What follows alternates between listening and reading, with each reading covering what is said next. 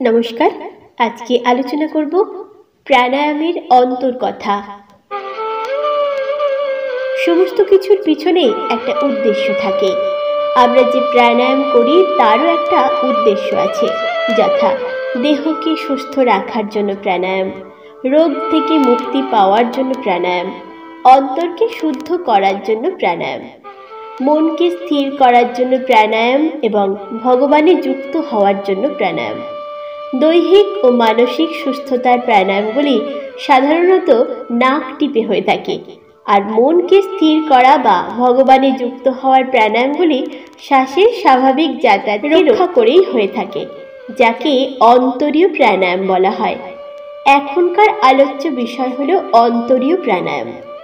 শ্বাসের যাতায়াতের উপর লক্ষ্য রাখা ও শ্বাসে শ্বাসে মন্ত্র জপ হলো আধ্যাত্মিক প্রাণায়ামের প্রথম স্তর।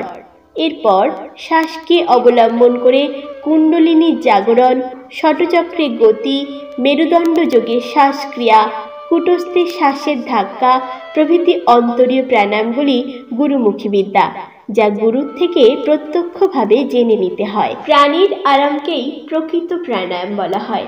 ভগবান লাভ হলে প্রাণের এই আরাম বা বিশ্রাম ঘটে, যাকে প্রাণায়ামের পরাবস্থা বলা হয়।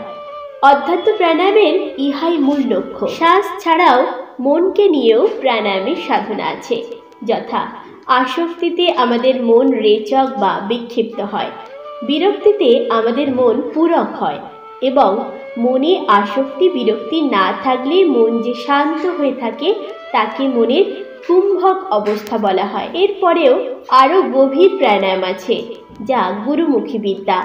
শ্বাসের সাথে মনের খুব ঘনিষ্ঠ সম্পর্ক আছে, তাই শ্বাসকে দিয়ে মনকে ও মনকে দিয়ে মনকে স্থির করাই প্রাণায়াম সাধনার মূল উদ্দেশ্য। সেই জন্যে উদ্দেশ্য অনুযায়ী প্রাণায়াম ক্রিয়া হয়ে থাকে।